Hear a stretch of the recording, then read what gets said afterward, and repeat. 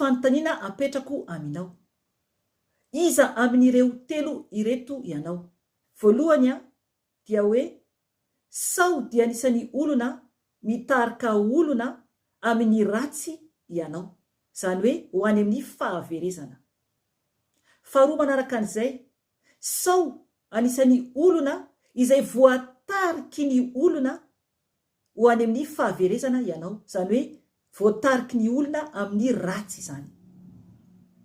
Fahatelo manaraka an'izay, enganye ho anisany olona mitarika olona amin'ny tsara ianao, hitarika ny olona ho any amin'ny fanjakan'Andriamanitra. Amen. Ilay olona anankiroa teo aloha izay mitarika ny olona makany amin'ny fahaverezana, izay hoe mitarika ny olona manao ratsy izany, dia efa ho very ihany koa any amin'ny elo.